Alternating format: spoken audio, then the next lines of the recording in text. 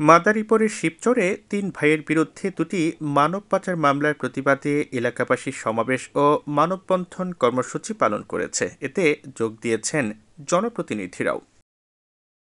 বুধবার দুপুরে উপজেলার সন্ন্যাসীচর ইউনিয়নের রাজারচর মোল্লাকান্দি এলাকায় এই মানববন্ধন অনুষ্ঠিত হয়।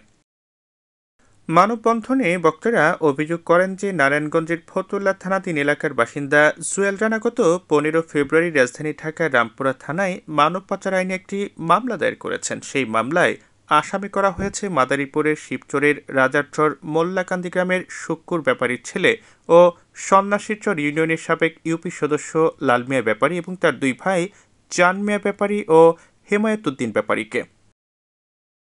কোনো কারণ ও তদন্ত ছাড়াই সাবেক ইউপি সদস্যকে গ্রেফতার ও মামলার প্রতিবাদে মানববন্ধন করেন এলাকাবাসী। বিষয়টি সঠিক তদন্তের জোর দাবি জানিয়ে এসব মিথ্যা মামলা প্রত্যাহারের দাবি করেছেন তারা।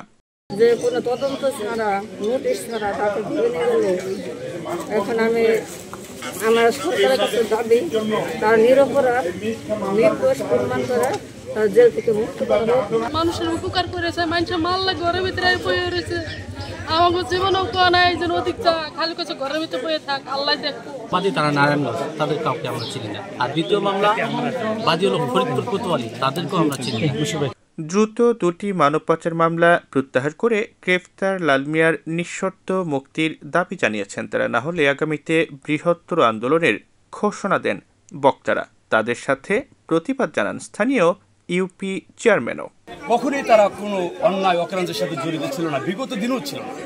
তো হঠাৎ করে শুনতে পাইলাম তার ভাইকে নিয়ে গিয়েছে।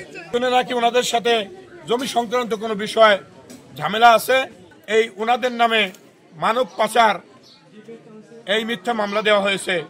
তো আমার জানা মতে আমি কখনো কারো কাছ থেকে শুনিনি, আমি নিজেও কখনো দেখিনি ওনারা এই ধরনের মানব পাচারের সাথে জড়িত বা কোনো অন্যায়ের সাথে জড়িত বা কারোর সাথে খারাপ ব্যবহার করছে বা কারো অন্যায়ভাবে একটা কথা বলছে, আমার জানা মতে আমি দেখিনি।